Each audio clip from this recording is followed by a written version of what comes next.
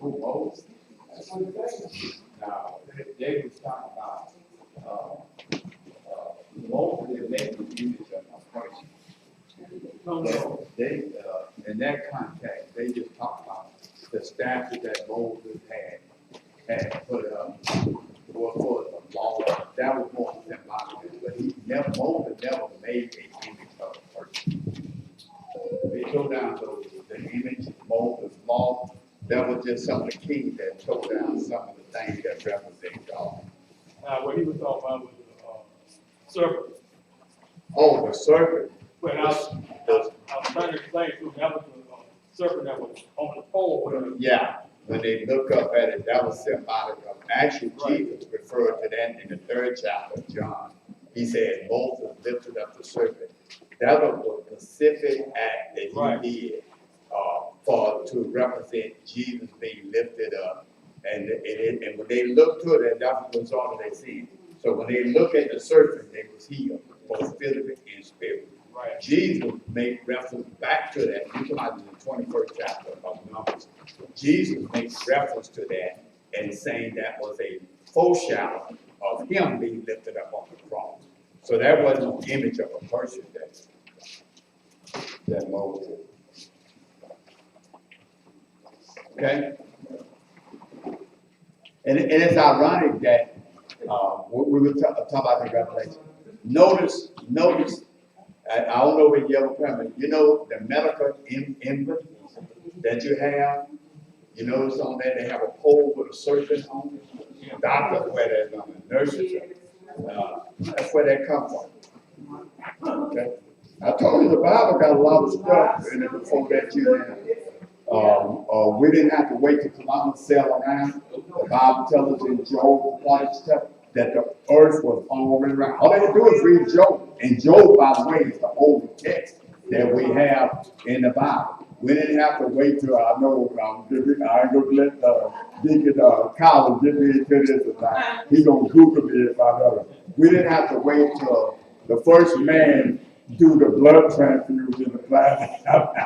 Whether they started to do it, because in Deuteronomy and Leviticus 17:11, they say that the blood, there's life in where? In the blood. And we know that. So we didn't have to wait for that. There's a lot of medical, geographical, science already in the Bible is not a book of science, but wherever it attests to science, it is fact. Okay? So that's good. That's a good question. So, any other questions? If not, we'll. I got one thing. Yes, ma'am. Okay, in the book on like today where you were talking about fasting, how badly do you want it?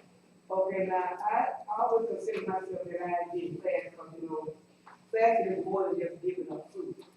But now, like every day, and I have a chance to do it because I don't work. It's like clockwork. From 7 to 9, I'm in the book, in the Bible, in Sunday school lesson, whatever, regardless. I didn't call you before 9 o'clock. So is that a type of fast too? I mean, Fast is an intended, dedicated purpose that you do it for the past purpose or not. So I wouldn't call that a fast. That would be more of a devotion. Thank you.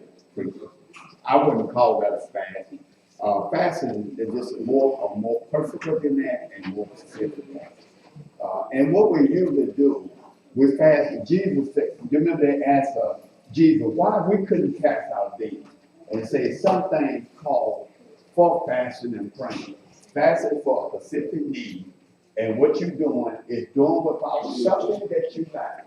Food and water was a biblical example of that, because they didn't have television and cell phones. So fasting is all you're saying is that I'm gonna dedicate myself. I'm gonna do without, and you want to do something that's desirable to the Lord. I'm gonna deny myself of this that I really like for the purpose, because I want what I'm asking God for much more than I want that. It shows our sincerity. It shows our concentration and our devotion where we focus just directly on God.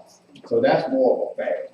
How long? We got a half a day fast, we got 3 day fast, we got 10-day fast, and we got 40-day fast, but don't try nothing past that. In fact, I wouldn't do a fast without food and water too long, no more than probably a day, probably. Now, that's why we do the practice, we'll probably be doing that the first of the year. We try to do it once a year. We're gonna wait till your holidays, we know we're gonna wait in the woods, trying to get y'all fast. We try to after the first of the year, after we do our testimony on our treasure, our time, and our talent, we're gonna do a fast, because we're gonna have a service on that, and you're gonna do a testimony to that, and commit, more of your time, your treasure, and your talent to the Lord. Then we're gonna do a fast that God will give us the strength, to help us, fulfill that ability. And we do what they call a Daniel fast. And we want to have a Daniel fast.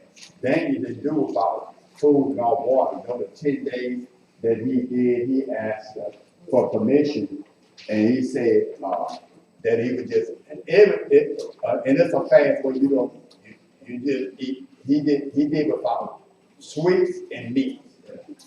So he became really just anything that was grown from the ground he could eat. Okay? And we're not going to include no fish this year. I know the first place, can we have fish? No. If it don't grow from the ground, we're not going to eat it. And we'll talk about how long we're going to do it.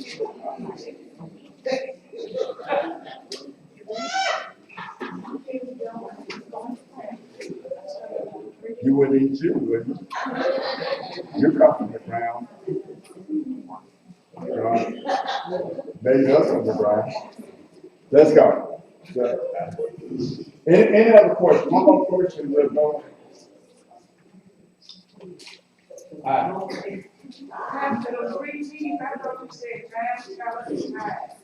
Tithe and trade at the same time. Yeah, just so you know. The reason why I put treasure is because that's tithes and offering. That's all the money. Now, tithe, you can put cheese for tithe. Now, some of them, before we even get the treasure, before we get the offering, some of them need to get the tithe done. Because if you ain't got tithe done, you ain't giving them an offering over. And tithes come before offering bill.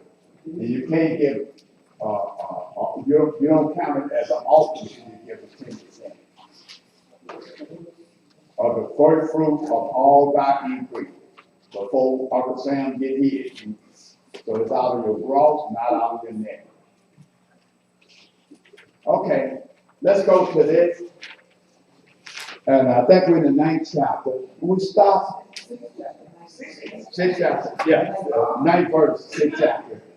And when we're moving from the first 4 verses, notice the first 4 seals was associated with the 4 living creature and the 4 horsemen.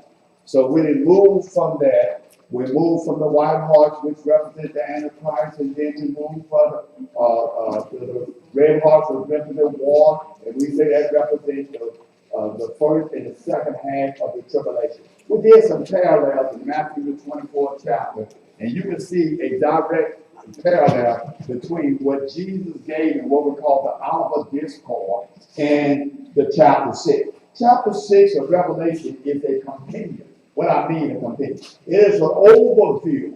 It is an introduction statement of what all of the tribulation going to be like.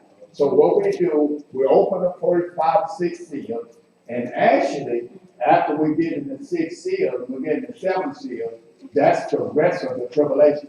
So it's more in the 7th seal than it is in to the first 6 seal.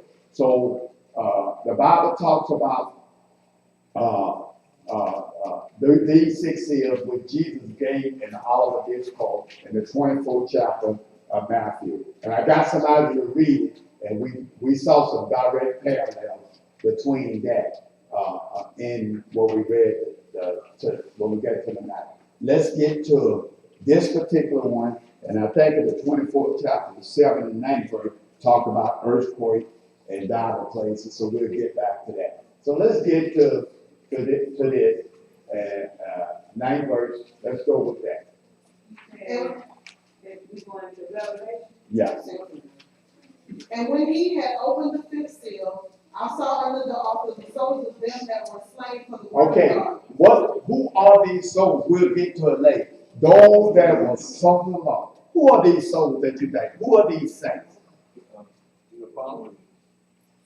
No. This is during the tribulation. Those are ones that resisted receiving the mark. Those are people that got saved during the tribulation. And now we know we're going to get into the 7th chapter. It's the 144,000 plus the one that they witnessed to and received Christ. But notice something else. They have to give their life for what they believe at that time. Because if you profess Christ, the Antichrist will slay you. Okay? So if you don't starve you to death, he definitely will kill you. These are the people that got slain that the Antichrist comes for keeping the word of God. We take the word of God for granted.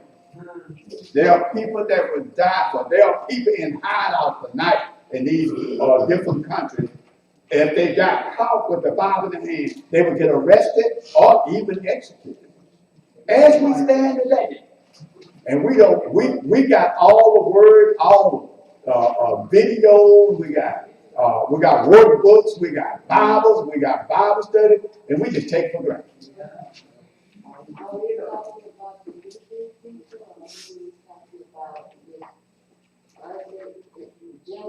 No, what I'm talking about. What you mean what I'm talking about? This in itself is a revelation of people that actually received Christ during the tribulation time. Their testimony for Christ. They're going to be slain for keeping the word of God, for receiving Jesus Christ, and for their testimony. Okay? But they're going to have the attitude, and they're going to be threatened. You remember the apostles, when they first, they give us an example there. They look at Acts 4:20. They told them to stop preaching. They didn't mind them preaching, just stop preaching in the name of Jesus. Just don't preach about Jesus. You can preach anything else. In the 4th chapter of Acts, he said, how can we not speak of the thing? Let's read that. And then later on, they couldn't keep them quiet. They say, we can't help but tell about Jesus Christ. If you know Jesus Christ as your personal Lord and Savior, you can't help yourself. We all should have a sense of I can't help it. If God did something good for you, you always say, I got to tell somebody, I just can't help it. You can't keep it to yourself. If you truly saved and God did something in your life and made a difference in your life, you want to let somebody else know. Because you can't help it. So we cannot but speak the things which we have seen and heard. And so you can't tell us. And then in the 29th verse of the 5th chapter, he said it's better for us to obey me. I'm not going to shut up about Jesus. He said it's better for us to obey God than man. Okay. And then when they got prosecuted for it, they went about praising God. Why were they praising God? That God counted us worthy to suffer for the gospel. You let us suffer for the gospel. We can just get ridiculed and mocked and we want to shut our mouth. Amen. Instead of thanking God that he counted you worthy. Paul even looked at himself as a preacher. We preachers, no, and we ain't going to God no further faith every now and then. And my wife can testify that sometimes we pray together. First thing come out my mouth, I thank God for the privilege he gave me to do what I do, that he do through me. Ain't nothing special about me. That's a privilege. I thank God that He counted me worthy. That's what Paul said, to even call me into the ministry. I thank God that He thought me worthy to even save me. And that's where every choir member, everybody that stand on that door, you ought to thank God that He counted you worthy. If you're doing it for God, it's better. And you know what? I'd rather be called a child of God than Dr. So-and-so, vice president of this, CEO of this. Don't demote me below being called a child of God. If they can call you all of that, and they can't call you a child of God, you ain't got nothing. Because those things compare. Okay. So these were the ones that were slain that held out. These are the ones that you read in the Bible. They ask you what do that mean. And those are the ones that endured to the end. Where the end came when they testified. They wouldn't take them off. So these are the ones that slain for the testimony of Jesus Christ. And I think Joe Major put it, you can tell that Christ is real in the life of us. Here is a man that was denied. They were running away from him. And then notice the change in the disciples. These are the same disciples in the 4th chapter of Acts. At first they were hiding, denying. Thomas was doubting. And now they turn around. You can tell Jesus made a difference in their life. And they believe what they believe because they were willing to die. In fact, Peter said, don't crucify me like the Lord. I'm not worthy to be crucified right side up. Turn me upside down and crucify me. This is the same Peter that had denied him. When you got Jesus in your life, there's a difference.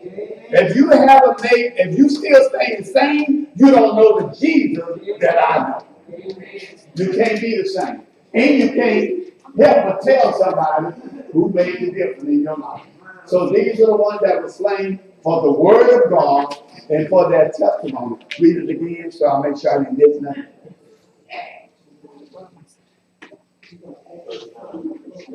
Yeah, no. Verse 9. I'm through with that. Okay. And when he had opened the 5th seal, I saw under the altar the souls of them that were slain for the word of God and for the testimony which they held. Okay, for the testimony with their held. What are you willing to do? What are you willing to suffer for the word of God? We all should ask that question. Sometimes it's just a matter of just leaving your house and coming out and studying this word. When it's raining, when it's cold, when it's sleet, are you willing to do a little bit of sacrifice just to come and hear the word of God and let the word of God be applicable in your life that you may be a light that shines for the world. Okay? Let's go. And they cried with a loud voice, saying, how long, O Lord? How long? Now watch the cry. I'm going to read this whole verse. Then, Caleb, you didn't get off tonight. You thought I forgot about you. What we're going to do, this is prayer, is what we call imprecatory. These, and it's like the imprecatory, whatever that word is. Caleb going to tell them, finish reading, and then before I go, I'm going to go back to it after Caleb let us know what it is. Go ahead and read that whole verse.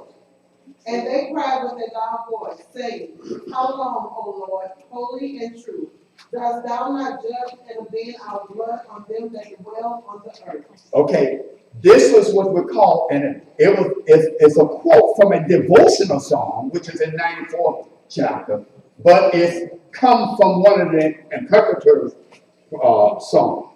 And Kate's going to give us what that means. Okay. And a imprecatory But you got to do it a little bit louder. An imprecatory psalm is contained within the book of Psalms. Hold on, Kate.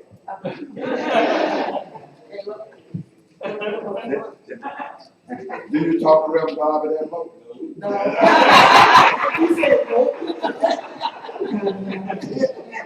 An imprecatory psalm is contained within the book of Psalms of the Bible.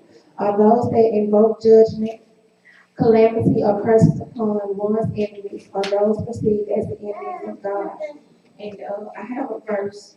An example of an imprecatory psalm is Psalm 69:24. It says, "Pour out your anger on them, let your indignation overtake them." Now, what's important that give her hand? Because the important thing to say, she said, it is one that you want to pray for vindication for you or for who? For God. So that's a saint that pray that God's judgment come out the enemy that opposes God, not for vengeance, but for what you call it? Vindication. That is. All right. So pray for the prayer not for you to pray that God do some harm to somebody that did you some harm. It is the prayer that God's justice be fulfilled for all of those that oppose the word of God, the things of God, in the people of God. It's not a selfish prayer. Okay? And there are probably 9 of them. See, that when you study Psalms, you need to know when you study a devotional psalm, like devotional psalm is like 24, verse 23, 24, 22, 94. Actually, 94 psalm is the one they quote. Let's read that one. Psalm 94, 4 and 5. Let's read. Then we're going to read 74 and 9 and 10, 7 and 9, and 9 2. 7, 7. I think I want 7 9. How long shall they utter and speak hard things, and all the works of iniquity boast themselves? They break in pieces thy people, O Lord, and afflict thy heritage. Okay, let's read 74 and 9 and 10.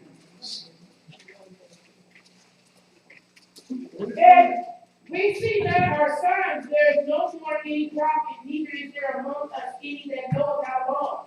O God, how long shall the adversary reproach? Shall the enemy blaspheme thy name forever? What you see in them songs? It makes my point.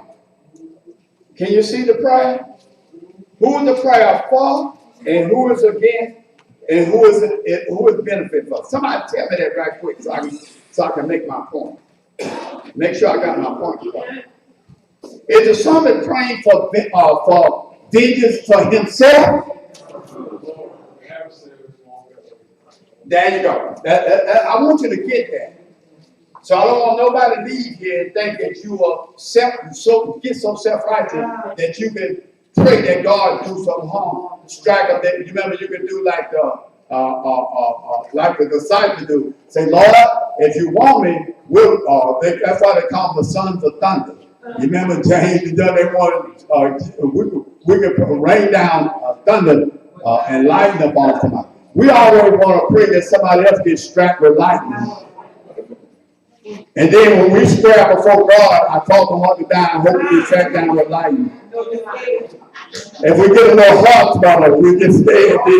We know we lying all the time. But so we should never pray. We pray for our enemy. We don't pray that God strike our enemy. God, vengeance is mine, said the Lord. Those are not contradictory statements. So this is what the saints that are under the altar, they are praying that for God just to be upon the Antichrist, those that follow, and those that oppose God's will and word. And it's what they would testify for. Okay, go ahead, read.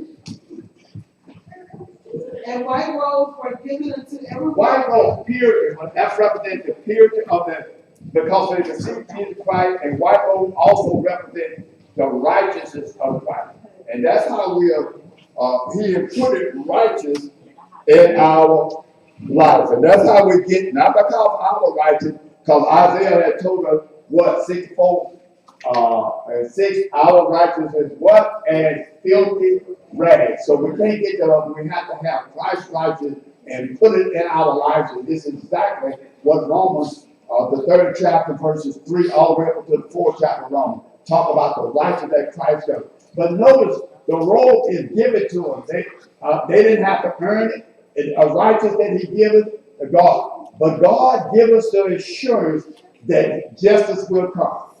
I don't care what somebody, vengeance is mine, say the Lord. You just go ahead and trust God. He will take care of vengeance in his due time. He may not do it when you think he ought to do it, but nobody get away. You don't mess with God. People, I done told you that. That's why it's good that you don't mess with each other. God, I don't hate to use this example.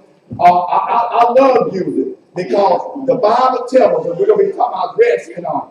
God, Jesus said it on the right hand side of the Father. We find that the only time that we find Jesus stand up when they were stoning Stephen in the 7th chapter of Acts. They say when he was stoning Stephen, they got heaven attention. The Bible says Jesus stood up. When you mess with God, folks, you get heaven's attention.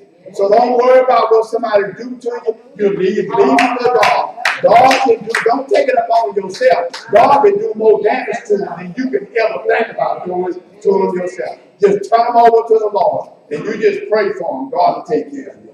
Right? So he says, how long?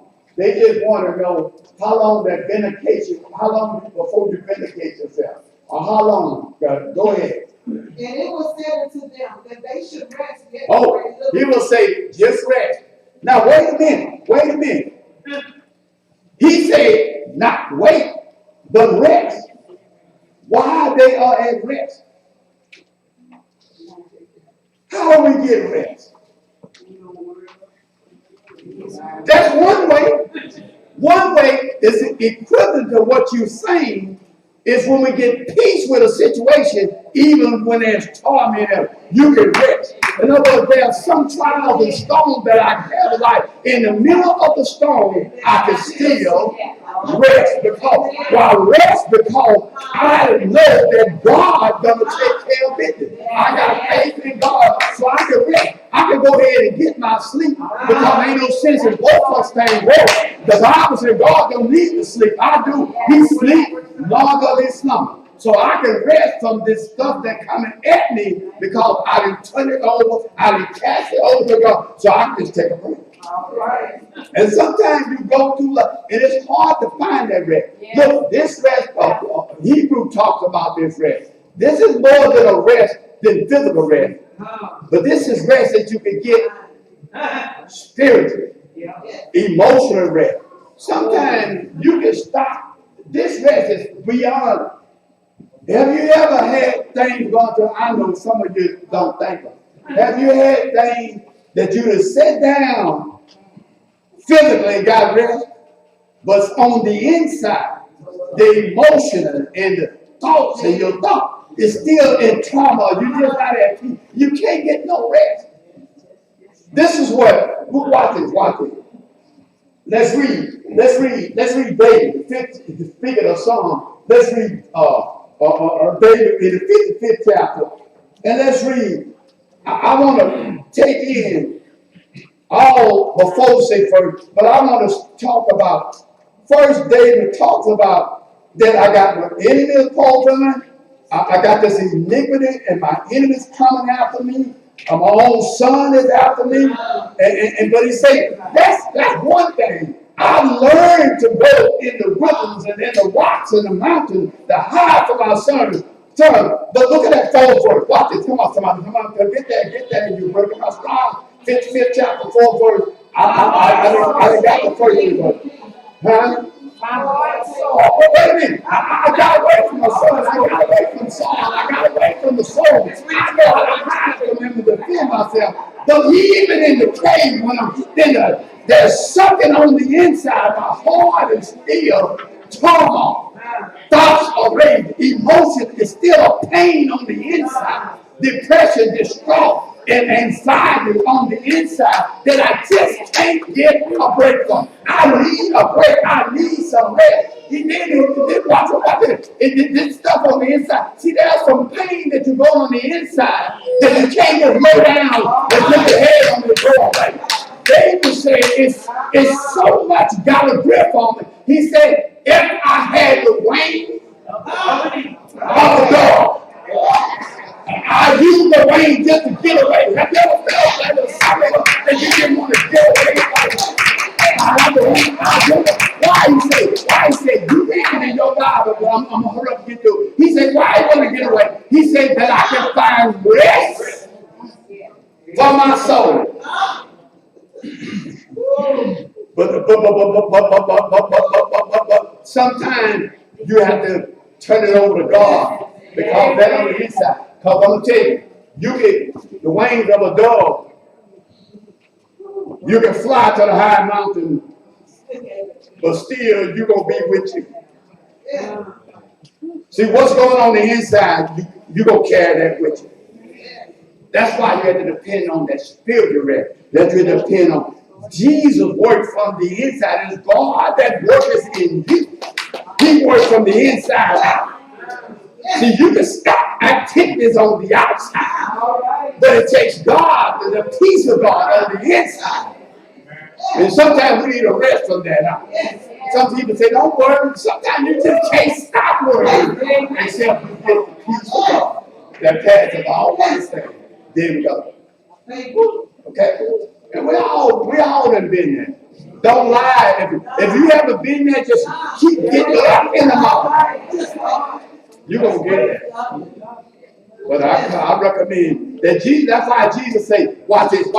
He said, all these religious folks, they tell you to go do this and go do this and do this stuff right. He said, come unto me, all that you are heavy laden, all that you are burdened of, all that you're going through some emotion and depression and distraught. He said, come unto me, all that are laboring and are heavy laden.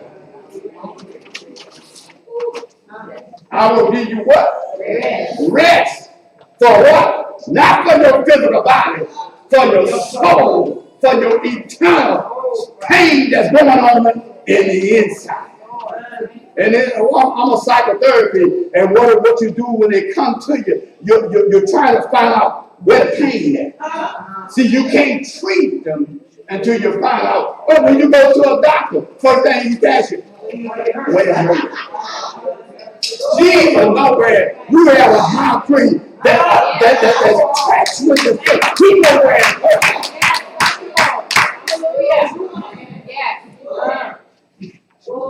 I wish I had somebody that needed rest. Need a break. So anyway, he said, I come there, I will find rest for your soul. And I'm going to tell you something one spot. My wife said, let's not get the wing of just a dove, because we find out that don't work. David just say that's one idea that he had. He learned later on that didn't work. I'll tell you that. Isaiah had the secret for us. He said, what wings he talked about? Not the wings of a dove. Come on, Ed. Your dad was preaching. Say it again. He said, wait on the Lord, and I will renew your strength, and you will mount up a wing like what? What's the difference between, see, a wing of a dove, they just fly away from the fly. But they fly through the storm, or they don't go, they scared or try to get away from the storm. The storm don't make no difference with the eagle because he's so above the storm. So we don't want the wings of an eagle. We want them Isaiah wings. We want the wing of not the wings of a dove. We want the wings of the eagle. Because the storm gonna come, but I ain't worried about it. I can fly. He gonna come, but a dove can, eagle can fly straight into the sun, and it don't even blind. He gonna come on your job and in your home and on the highway, but I can fly straight into it because I know God will use this heat to make me a better person. So, how many want the wings of a dove, and how many want the wings of an eagle? Give me the eagle wings. Y'all do it. But I don't want to fly away. And sometimes we try to find a way how we can get out. How we can get out of this rather than what we can get out. You didn't hear that? See, a dog want to know how I can get out of it. That's what they were talking, how I can get away from it. But the ego want to know what I can get out of it. And when we're going through something, that's what we need to have. God ain't got us going through it for nothing. It's something he want me to get out of. I did. Someone just flapping. Come on. I'm going to give you a break. I know you didn't come here to get that. Come on. You're the 10 verse. 11 verse, yeah, go ahead. And it was said to them that they should rest yet for a little season. You hear what he's saying? Even though they're going through something else, just rest for a little while. Whatever you're going through, just leave it to God, but be at rest. Have peace with it, just for a little while. That's why I like that song. Trouble? Well, let's see what Job say about it. And Job 3:16. Job 3:17. Come on. And I'm glad trouble don't last always. And I always use Psalm 46 to encourage. See, troubles you're going to have. Huh? Well, you want to know is there anybody with you in the trouble? God said in Psalm 46, I am what? Thank you, preacher. He said, a very present help. In other words, I didn't show up when you got in trouble. I was already there before the trouble. That's why I could walk through the valley of shadow of death. What makes it easy? Because God is with me. All I want to know is that God is with me. Not what I'm going through, but who's going through it with me is most important. You all right with that?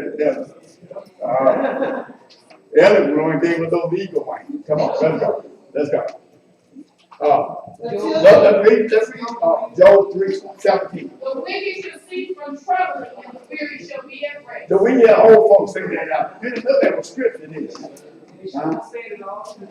And then we find out in the 14th chapter, and the 13th verse, we're going to get to the Beatitudes. But let's read Revelation 4:13. And what it is, when we came to Christ, we rest from trying to do things and earn the salvation. God rest. We rest because Jesus done did everything. You can't save yourself. We at rest. But rest, New Morning Star, don't mean inactivity. God rests on the seventh day. But rest from his creation work. That way we can put that in the book when you're talking to people that believe in evolution.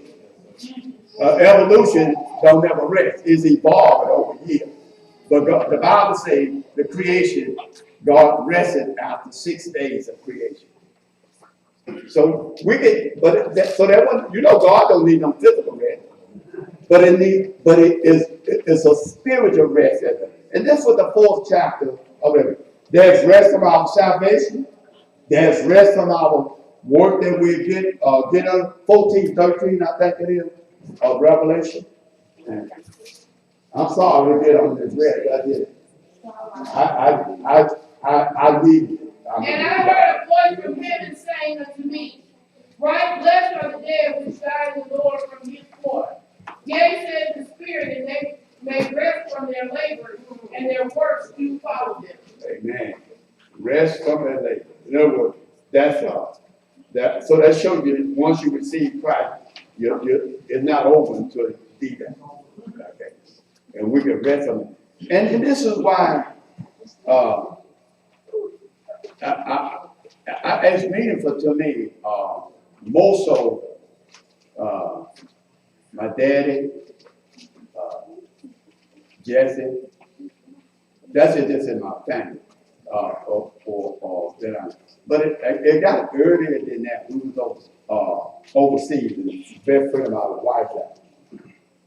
And when you notice most people, I thank God let his own know that when it's closed. I think it's biblical, and I'm from an experience and from a past. I'm convinced that God let one know when it. And then you hear him use this phrase, just for, I'm tired. I just want to rest. That's nothing wrong with that. Don't let that cause you any anxiety. That gives you a sense of peace. That person is at peace with what God got in store for them. Okay? And that's what it is. This life is struggles. I don't care how good you got it, it's still a struggle. So one day we all gonna get rest. But we can get rest in this life if we learn to trust in God. And that's the peace. That's not the peace with God. We get that rest when we receive Jesus Christ. But the peace of God, we can get rest even in the midst of the storm. So you can still get that. And that final rest is when we get to be home with the Lord. Okay? So there are stages of that rest. Come on. Also, their brother that should be killed as they were should be fulfilled. Okay, so wait a little while. There some others testimony going to die for me. You're not the only one. And that's almost like Elijah. Elijah running from Jezebel, you know what I'm going to say. But that's still this is ironic to me. He running, then wishing, oh Lord, I wish I would die. And I always keep saying, all he had to do was slow up. Jezebel was trying to kill him. Some of us be talking about, oh, I wish I was dead. You know you don't. You lying to yourself. If he wanted to die, Jezebel was after him just to do that. He'd have just stopped and let Jezebel call him. And a lot of us go through life and make them crazy. We don't mean what we say. If we would say, oh Lord, I wish I would die. Skip a heartbeat, then you almost died of a heart attack. Yo. But anyway, he said, but what God told Elijah is what he's telling them.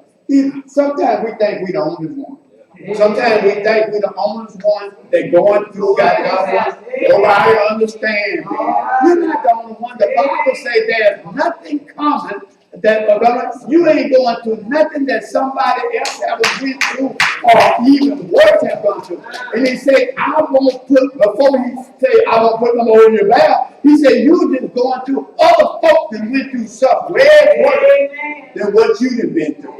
But we, when that self-pity, we get our pity party that always me. Nobody but me. I'm the only one trying to go to church and pay my tithe. I'm the only one come to Sunday school. Man, there's other folks here other than you. And they ain't coming for the right motive. Oh, I didn't mean to say that. But don't get in that self-pity part. Try to go to Jesus. It's okay to know when you're overwhelmed. That's natural for all of them. I guess we all get that way sometimes. But don't stay there. Don't wallow in it. Get up. Turn it over. That's what the song right. Turn it over to Jesus. And then what? How it be? Smile the rest of the day. Can I get a smile? Let's go. And I beheld when he had opened the sixth seal, and lo, there was a great earthquake, and the sun became black. Okay, so remember we're talking about, now this is little, this is not known. I believe it's little, this is the wrath of God. This shows you the power of God, this shows you the sovereignty of God, and let me tell you something. And I know I say that God created all this. He can, Job talked about it. Isaiah talked about it in the 13th chapter. Job talked about it second. How he could just take the earth and shake it. I just think he did. It made the whole earth shake. And a shaking of the earth is not nothing for God to do. But then the Bible says, and there's going to be earthquake in diverse places. That means very place. In other words, places that have, and I don't know why they making all this political noise over climate change. It was already written. It's already. Did you read? Uh-huh. Did you read the 24 chapter? Yeah.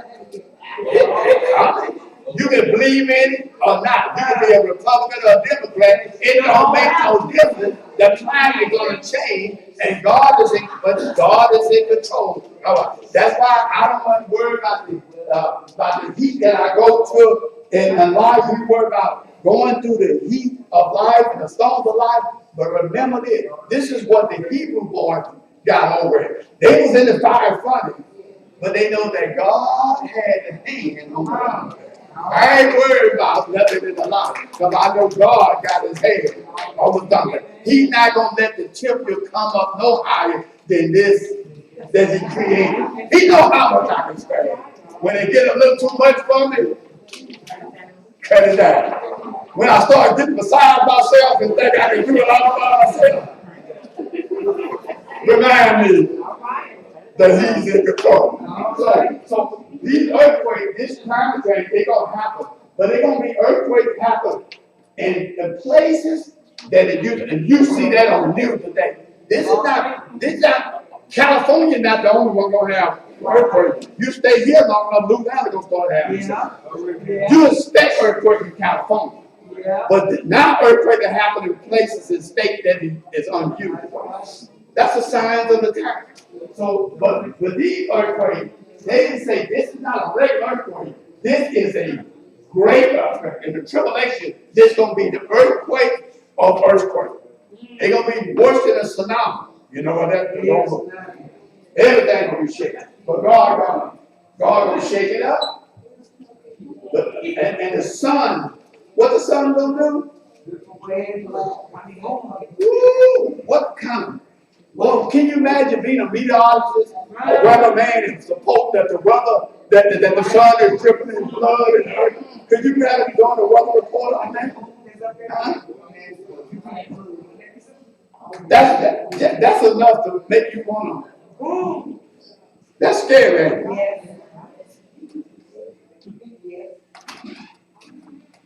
God can do it. Let me tell you.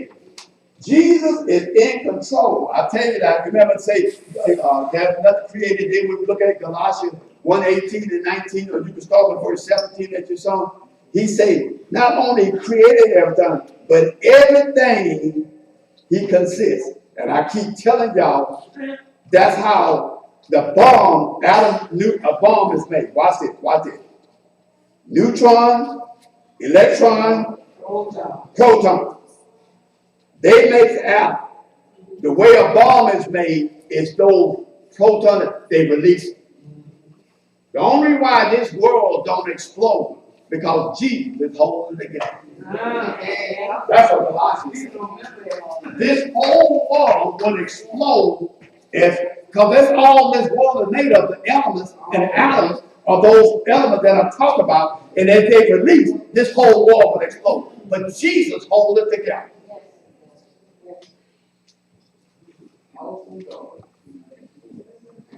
Some of us can identify with that. Because the only thing to keep us from falling apart is Jesus. Amen. But he holds together. So the sun, he can do what he wants with the sun. Look here, I told y'all for you non-scientists, what's the average mile for a sun? How far is it away from Earth? Millions. How many? Come on, one outside. 90. Woo! Come on. Get there here. 93 million. 93. That's the average mile. The average mile is 93 million miles away from here. In the wintertime, it get a little bit far. It go up to 95. 94 to 95. So that's why when it gets further, it get cold. When it get hotter, it's about 92, 92.7. That's why I get hot. It is God that keep it in that range. If it goes past 95, you will freeze to death. This whole earth will be an ice. Y'all didn't get that, did you? If it comes closer than 92, you will fry. We will have blackened people in the mountain of Zion. But God keep the sun just far enough to keep them from freezing, but not too close so it won't burn. That's God. He's been doing that for years. For 7,000 years, he's been doing that. That'll be blacker than me. So this shows the solid power of God. He not only created the sun and the moon. You remember how far the moon is from him? Do you remember how far the moon is? 240,000. Okay, good job. Good job. So that encourages all of you to sign y'all. What grade you in? 7. That's 7th grade science. Okay, that's good stuff. So, but it's God that keeps them. And then, oh Lord Jesus, let us stop.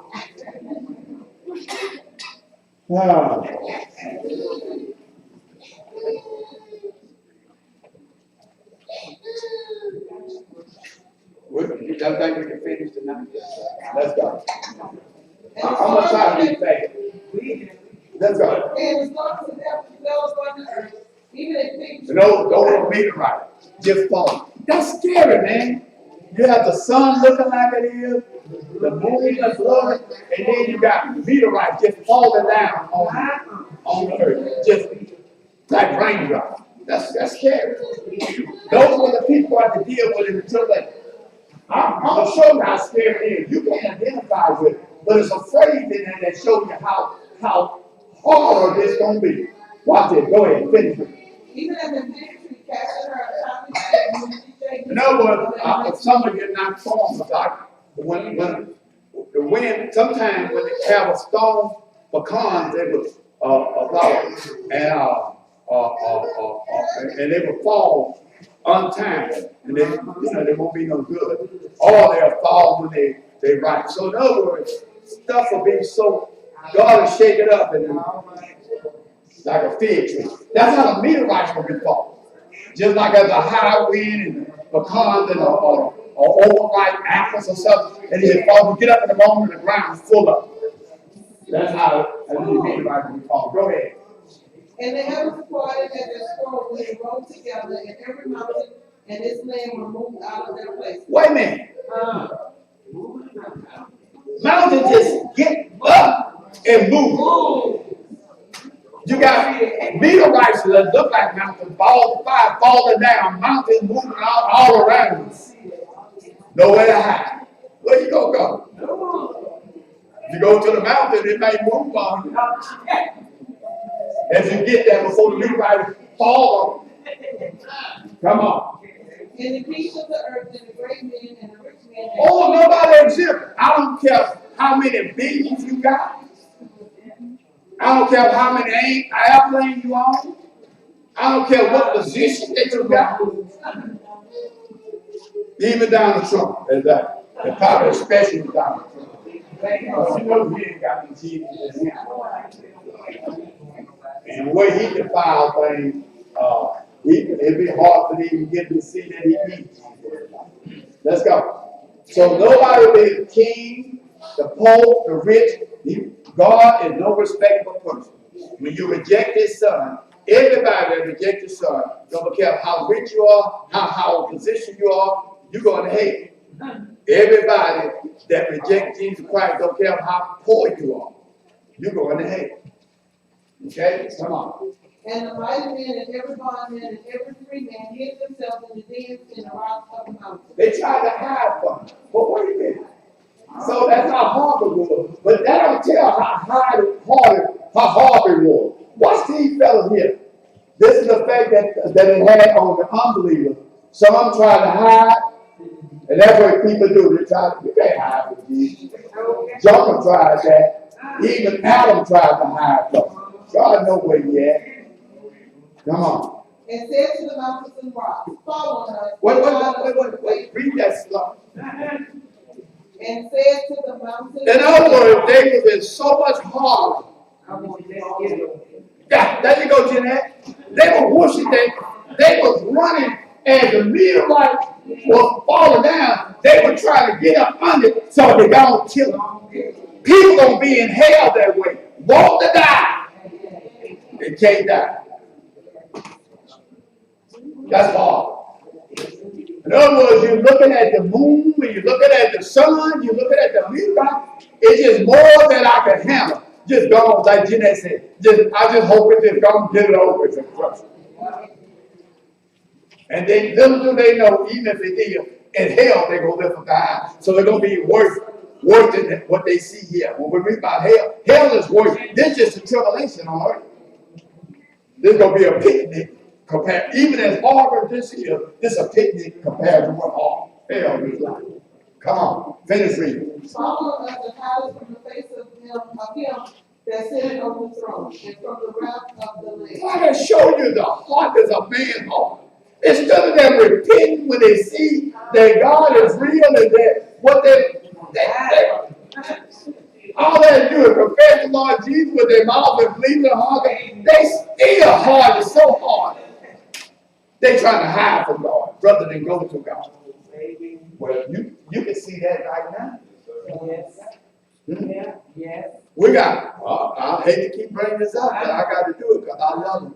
We got people in this church that's member of this church are out there trying to hide from God. Amen. Rather than come let God out. You can't hide from God. What it is what it is, and where you at is where you at. And when the judgment comes, so instead of repenting, they hide from God, wishing they can die. And now if they die, they're going to be away from God because that's the second death. That's one way to be away from God. Because hell is eternal separation from a loving, just, graceful, and merciful God. Let's go. For the great day of his wrath is come, and who shall be able to stand? Who can be able to stand? The answer to that's the two. How many of you say? Nobody.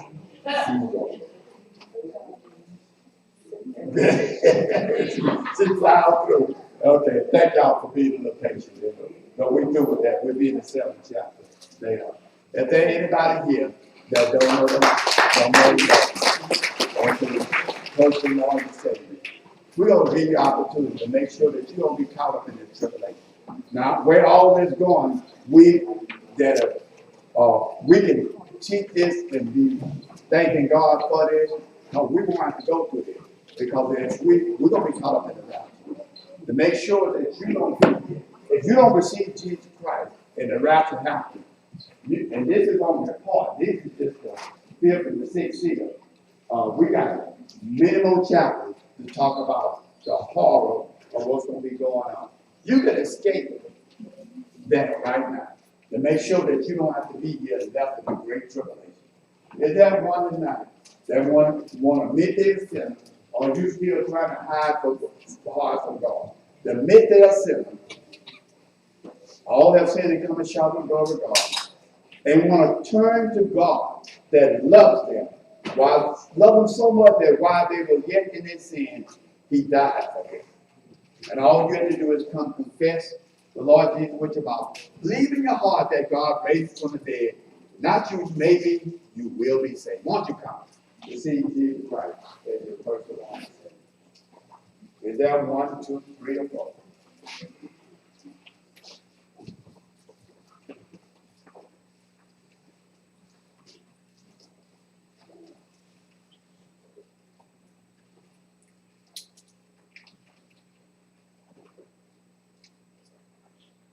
Take 7.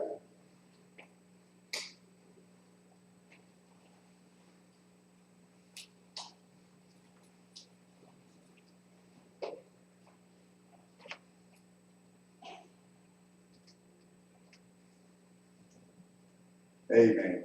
Let's just give Jesus some praise and thank you that He his escape this. This is hard. And thank God that He made provision that we don't have to go through.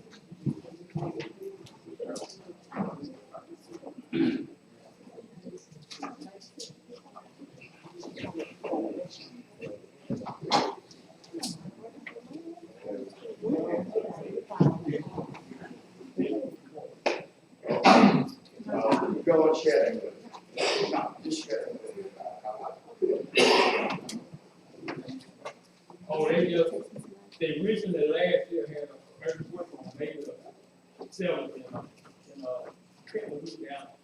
That's right outside of that. It's Louisiana. That's down the place. Louisiana ain't no, we know for our hurricane, but we ain't known for the hurricane. No. Thanks for sharing that, Nikki. There's nothing else, let's start getting our birthdays for Jesus.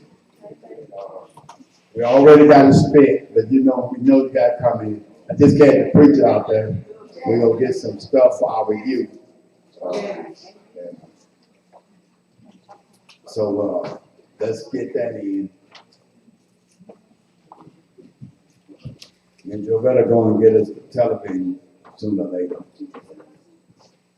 We get it where we have a whole television, we have Zoom. That way, if somebody do something from that end, we can be able to see them on, not where they have the video, they can do it live, and we can see them, like we do on the backside.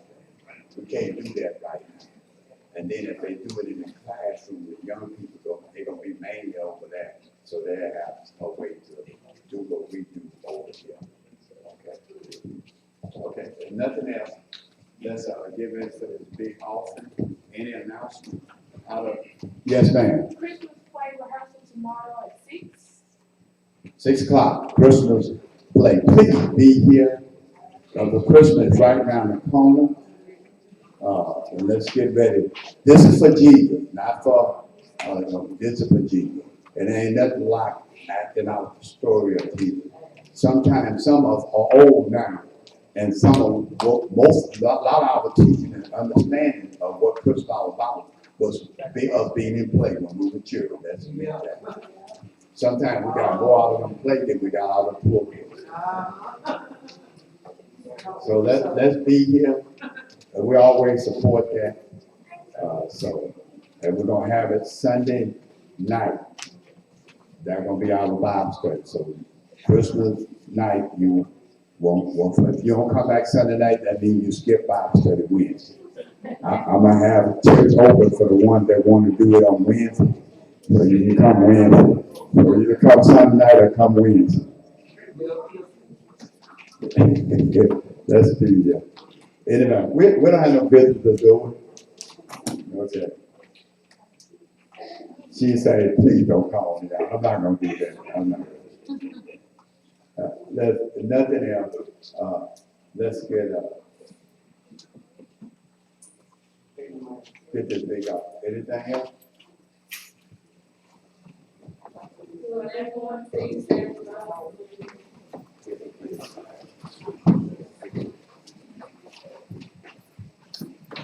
Let's get it coming in. We already paid $2,000 deposit on our retreat. We had to pay that last week, I think.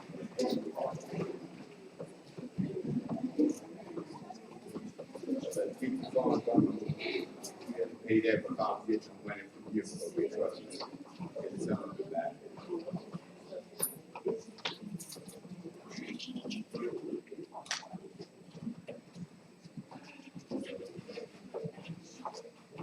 Okay, if nothing else, we're gonna ask Harry. Oh, yeah, that's good.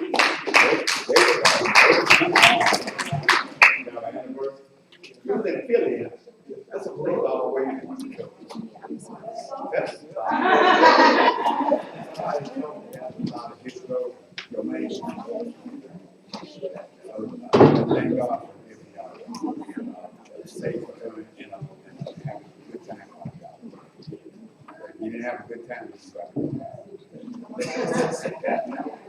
That's a blessing. It's good to just get away sometimes. Rest. No, I see the back.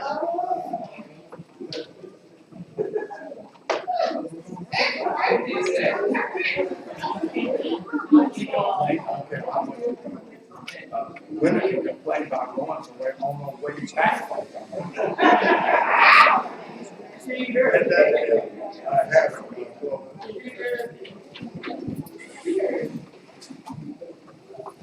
Good gracious God.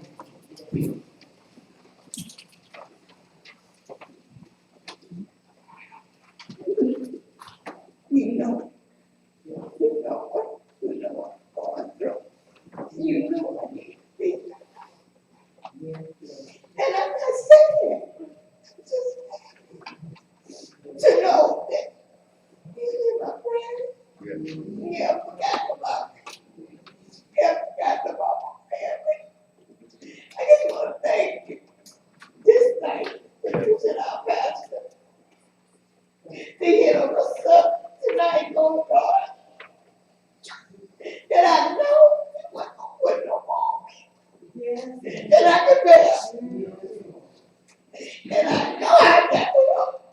But Lord, when he said you don't eat bullshit, only you. Only you. I know I'm going through this. I know we all can go through this. But Lord God, I never give up. I'm just one person that will not give up. And I want to thank you to our church family. I know when I'm not here, I know there are people praying for you. Lord God, I thank you for that. You know, we got so much going on. I know I have a lot going on. And I'm so glad I was others when he said that he's tired. Lord, I thank you for that because he belongs to you. Oh Lord, I thank you for that. And tonight you just took us so many things that we all sit right here going through. And I'm so glad that I can work toward being have an equal in you and fly over on you. Just trusting you. Continue trusting you, Lord God. I just want to thank you for the opportunity to be here tonight. And thank you for our family. It is all back home. So Lord, in one piece. And we will not forget to give you all the glory, the honor, and the praise. It is due only you.